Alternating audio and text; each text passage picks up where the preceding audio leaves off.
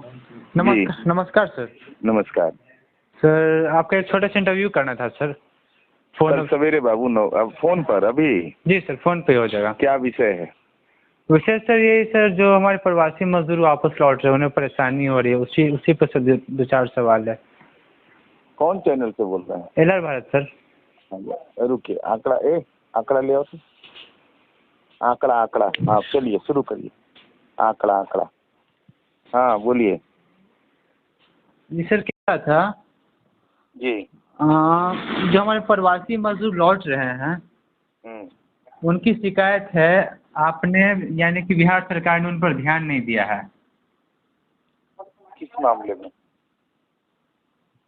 मामले में? देश के विभिन्न राज्यों में विभिन्न राज्य के प्रवासी रहते हैं। जी। बिहार में भी पंजाब के लोग रहते हैं, महाराष्ट्र के लोग रहते हैं, उत्तर प्रदेश के, बंगाल के, विभिन्न राज्यों के अंदर रहते हैं।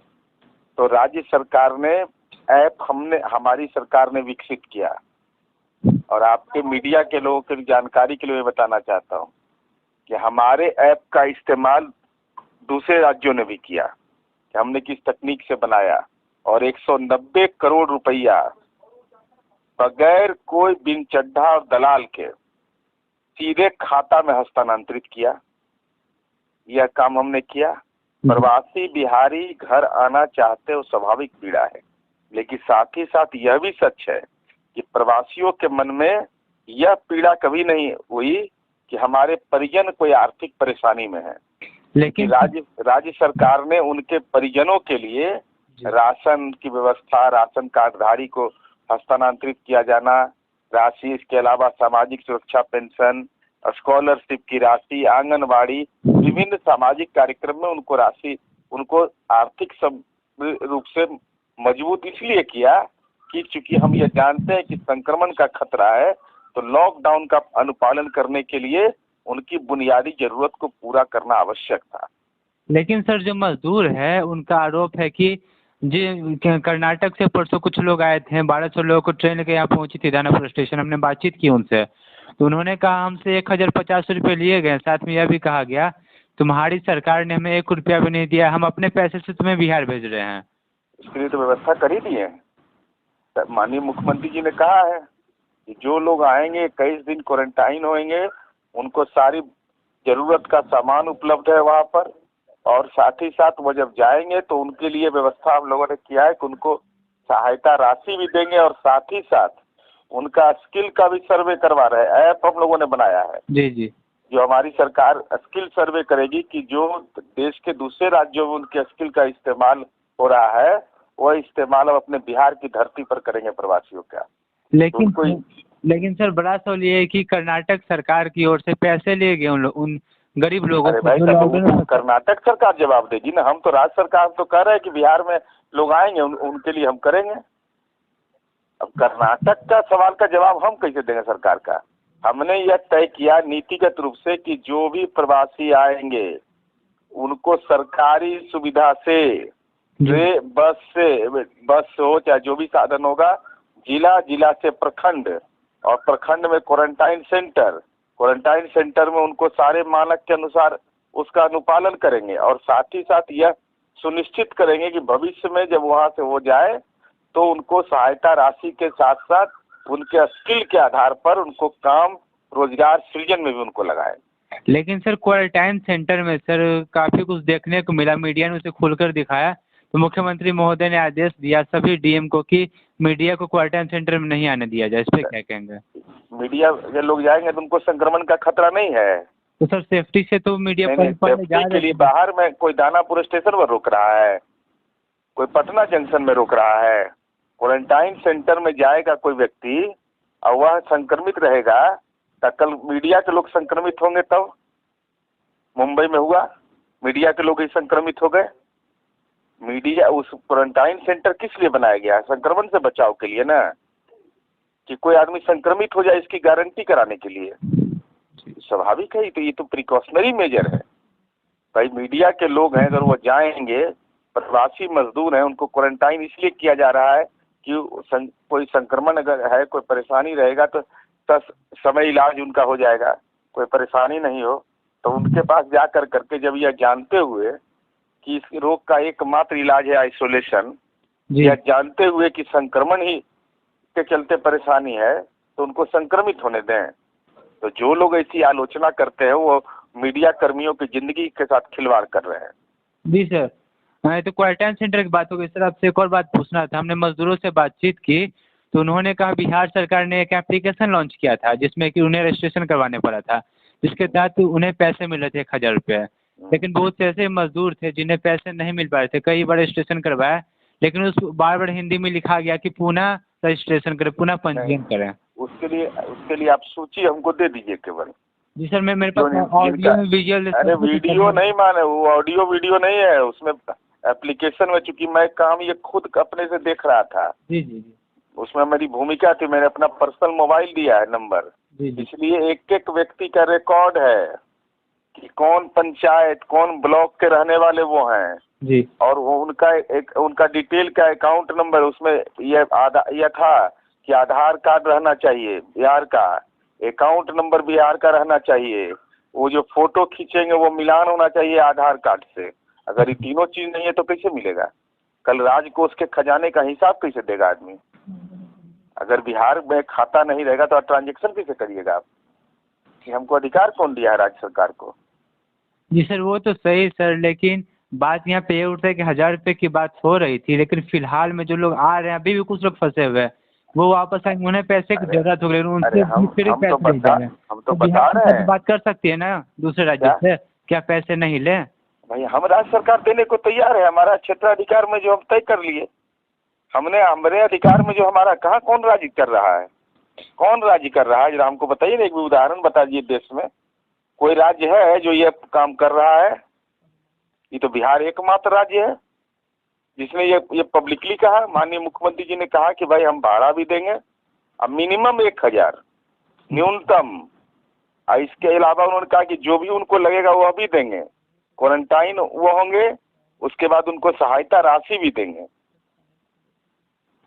अभी भी सर बहुत से लोग हैं, मैं आपको उसका डेटा भेज दूंगा कुछ देर में, जिन्होंने कहा है कि अभी तक उन्हें पैसे नहीं मिले हैं। डाटा से अच्छा है कि उनका डिटेल दीजिए, आप डाटा मत दीजिए। जी, डाटा से नहीं पता चलेगा।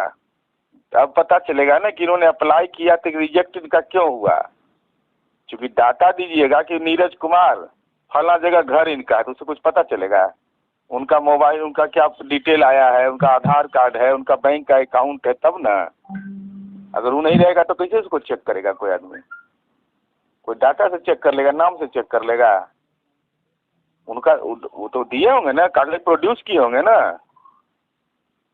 सर इतना कुछ आपकी सभी बात से हम एग्री करते हैं, लेकिन शुरुआती दौर में जब मजदूरों को लाने की बात हो रही थी तो आपके सहयोगी दल के नेता सुशील मोदी साफ तौर पर कहते हैं, जो बिहार के डिप्टी सीएम भी है, कि हमारे पास संसाधन नहीं है। जब संसाधन नहीं है तो अभी कैसे ला रहे हैं? अगर संसाधन की कमी थी तो उसी समय कहा। और अभी लगता है ना कि पेट जब दर्द करता है तो माथा दर्द की दवा कभी नहीं ठीक होता है। जी सर, वो अलग अलग दवा है। पेट का दर्द दवा अलग है, माथा दर्द का अलग दवा है। माननीय उप मुख्यमंत्री जी ने क्या कहा और वो वस्तुगत सच्चाई हुई कि नहीं? कि माननीय मुख्यमंत्री जी ने कहा कि भाई गाइडलाइन, ये आपदा का समय है। जो नीति आपने 2005 का एक्ट है, डिजास्टर एक्ट है, उसमें अगर बदलाव नहीं करिएगा तो कैसे कोई लाएगा? देश के अंदर संघीय ढांचा है ना। जी, तो हम माननीय मुख्यमंत्री जी के अनुरोध पर केंद्र सरकार ने नीति में बदलाव किया।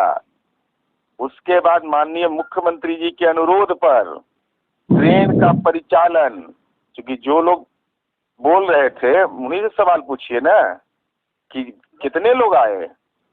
आज बिहार में कितने लोग आए ट्रेन का जब परिचालन हुआ? देश का दूसरा राज्य है जहाँ प्रवासी ज्यादा है, तो कितने लोग दूसरे राज्यों में आए? तो बिहार जैसे राज्य में ट्रेन का परिचालन हुआ, मुझे जहाँ तक स्मरण है कि आज ही 23,000 लोग आए हैं। आज जो ट्रेनों की संख्या उसके 28,000। कितने लोग दूसरे जगह पर आए? तो ये मूल सवाल है कि माननीय मुख्यमंत्री जी के अनुरोध पर यह हुआ, तो माननीय उप मुख्यमंत्री जी ने क्या गलत कहा? भाई आप रामेश्वरम से, कोई व्यक्ति है रामेश्वरम 80 वर्ष में पूजा पाठ करने गया है, उनको ले आइएगा बस से। आप चेन्नई से बस से लोग चले आएंगे, आज संक्रमण होगा तो कौन जिम्मेवार होगा? आज तो ट्रेन के अंदर में कम से कम ये बुनियादी गारंटी हो रही, सोशल डिस्टेंस का अनुपालन हो रहा है। इसलिए मैं कहता हूँ कि पेट जब दर्द करता है विपक्ष का, तो माथा दर्द की दवा खाएगा तो कभी नहीं ठीक होगा। उसके लिए सर दर्द का ही दवा खाना पड़ता है आदमी को। इसलिए बगैर तथ्य की आलोचना करते हैं लोग। जी सर, लेकिन ट्रेन से जो मजदूर आ रहे हैं वो कहते हैं कि सोशल डिस्टेंसिंग का ध्यान नहीं रखा गया है।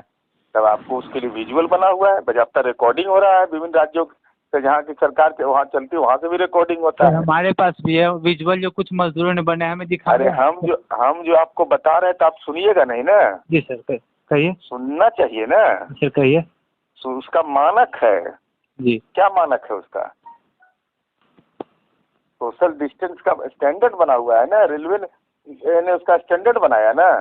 अगर नहीं बनाता तो 1200 से 1300 आदमी क्यों आता? उसे ज्यादा आदमी आना चाहिए। जी जी। ट्रेन में तो अगर सोशल डिस्टेंस की बात नहीं होती तो रेलवे में तो भर देता। जनरल बोगी में समुच्चा लोग सीटिंग अरेंजमेंट पर बैठ के चलाता। सर उसकी जांच होती है जहाँ से चलते हैं लोग। जी सर। पूरे देश के अंदर ही व्यवस्था है। सर जिस भी राज्य में प्रोसीड करेंगे वहाँ जांच होगा, उनको हेल्थ का सर्टिफिकेट उनको मिलता है। लेकिन ऐसा नहीं है कि कोई ट्रेन वैसे चला जाएगा। आपने सर परसों की हेडलाइन पढ़ी होगी, जब सूरत से कुछ लोग ट्रक में आए थे और उन्होंने इतना तक कहा कि हमने 3500 रुपये देकर बिहार में। हम आपको कह रहे हैं कि आप बतवा उल्टा का एक मन चलाने का प्रयास करते बोलने का। हम कह रहे हैं कि बिहार सरकार ने ये नीतिगत तय किया है कि जब आप आइएगा तब हम आपको यहाँ देंगे। जी, तो सूरत में क्या हुआ, तो यूएसए में क्या हुआ, उसका जवाब हम देंगे। वो तो ठीक है सर, आप मजदूरों को ट्रेन से ला रहे ये भी सही है, पैसे दे रहे वो भी सही, सारी बात सही है। लेकिन जो मजदूर हैं वो ट्रक पे बैठ के आ रहे, बोल रहे कि 3500 रुपये देकर आ रहे हैं, मतलब बिहार में वो घूस कैसे रहे? तो उसके लिए व्यवस्था भी, सुपौल वाली घटना बता रहे हैं। कहाँ का घटना बता रहे हैं? सर परसों की घटना है सर। अरे बताइए जगह का नाम बताइए ना, अब तो हम बता देंगे। पटना का है सर, जक्कनपुर थाना के पास उतरे थे ट्रक से। पटना में कौन ट्रक में सूरत से आ गया? जक्कनपुर के पास की बात है, मैं आपको सर हम लोग को जानकारी नहीं है। जी सर, चलिए तो ये हो गया। एक आखिरी सवाल सर आपके लिए है कि केंद्र सरकार ने नई अधिसूचना जारी की है। नई अधिसूचना के अंतर्गत कहा गया कि जो लोग तुरंत गए थे बिहार से बाहर कमाने के लिए, पढ़ने के लिए, किसी भी चीज के लिए। अरे नई अधिसूचना नहीं है बाबू, पढ़िए ठीक से। डिजास्टर एक्ट है 2005 का। जी जी जी। उसके क्लाउज में है ये, आज नहीं बना है ये एक्ट। लेकिन 2005 में बना है। 2005 में बना है, उसमें ये लिखा हुआ है। सर वो लोग वापस कैसे आएंगे? समझिए जो आ रहे हैं लोग, कैसे आ गए? आज लोग आ रहे हैं जी। सब राज्य के अंदर वेबसाइट इसके लॉन्च किया विभिन्न राज्य सरकारों ने। विभिन्न राज्य सरकार कोऑर्डिनेट कर रही है इसके लिए। लेकिन सर अखबारों पूरे राष्ट्रीय विमर्श में हो रहा है, कोई बिहार का विमर्श नहीं है ये केवल है। लेकिन सर ये अखबारों की हेडलाइन बनी थी कि केंद्र की जो नई अधिसूचना उसमें साफ तौर पर समझा जा सकता है कि पढ़ लीजिए 2005 का डिजास्टर एक्ट को जानकारी रखिए आप लोग। जी जी वो ठीक है सर, आप दर्शकों को हम ये भी दिखाएंगे जो डिजास्टर एक्ट 2005 का वो समझा दीजिए। वो हम अपने दर्शकों को समझाना चाहेंगे, आप बता दीजिए क्या है वो। डिजास्टर एक्ट में यह प्रावधान केंद्र सरकार को अधिकार प्राप्त है जी कि जो भी लोग आपदा की स्थिति में, उनको यह अधिकार प्राप्त है कि जो ट्रैवलिंग के लिए, क्योंकि ये कोविड-19 का मुकाबला करना है, संक्रमण का मामला है, तो जो डिफरेंट पैरामीटर उसके तहत हैं, उसमें तीर्थयात्री हैं, कोई गए रामेश्वरम गए, कोई अयोध्या गए, कोई कहीं गए, कोई अजमेर गए, तो उनको प्रायोरिटी दीजिएगा। कोई गया इलाज कराने के लिए टाटा मेमोरियल, उनको आपको प्रायोरिटी देना है। तो डिफरेंट पैरामीटर उसके बने हुए हैं। तो केंद्र सरकार ने इसी बात की चर्चा की है कि भाई 2005 का जो अधिनियम है, आपदा अधिनियम है, उस अधिनियम के तहत जो पैरामीटर, जो मानक हैं, उसका अनुपालन सुनिश्चित किया जाएगा। जी बहुत बहुत धन्यवाद सर, आपने अपना कीमती समय दिया। प्रणाम। जी धन्यवाद।